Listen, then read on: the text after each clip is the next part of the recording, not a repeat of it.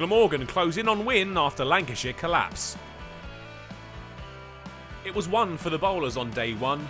19 wickets tumbled to leave the game just 1 wicket away from the third innings.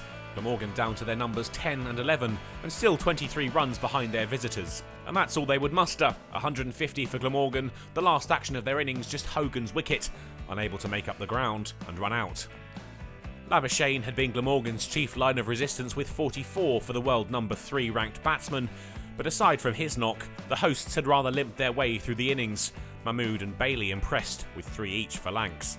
And they got themselves off to a better start than they had in their first innings, out of single digits without damage, and solid early on. It got them to 38 runs before they lost their first wicket.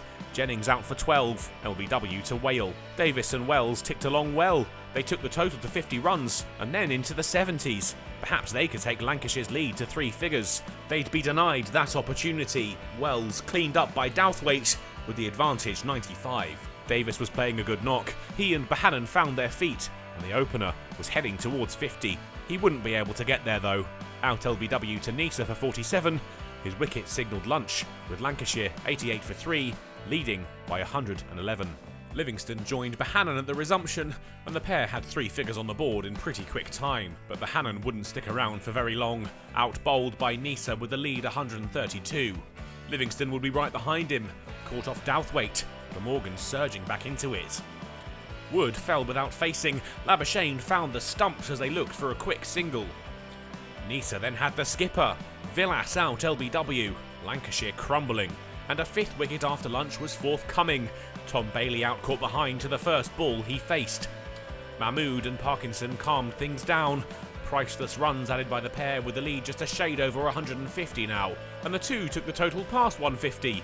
The lead moving towards 200. Glamorgan getting a little bogged down, looking for the final 2 wickets. They found the first of them. Cook did really well, stood up to the stumps to take the catch off Lamb. They'd get as far as 164 when Mahmood was removed. The Lancashire innings over, the lead 187, and the finishing line in sight a little over midway through day 2. The hosts had battled their way back into the game after lunch. Just Davis on 47, and Wells had managed to breach 20 runs, and the door had been left open for Glamorgan. They had Neser to thank for their opportunity. 4 wickets for the Aussie after some exceptional bowling. Could they take advantage after tea?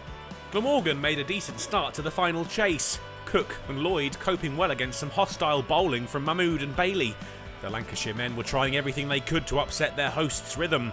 It meant they'd have to wear a few, but the opening pair ploughed on undeterred. 50 up in decent time. The required runs now below 150. Lancashire finally had the wicket they'd been hunting with the score on 72. Cook out, caught by Livingston for 38. And they followed it with another, both openers gone within a few overs of each other. Bailey with the wicket, Lloyd gone for 41. Glamorgan found 3 figures through Labuschagne and Root, but it wouldn't be long before Lancs had their third. Root out LBW to Mahmood. Could Lancashire save themselves? Carlson has shown his worth to Glamorgan throughout the summer and did so again, allowing Labuschagne the strike and watching on as he got into his work. The pair put on 35 before the close of play.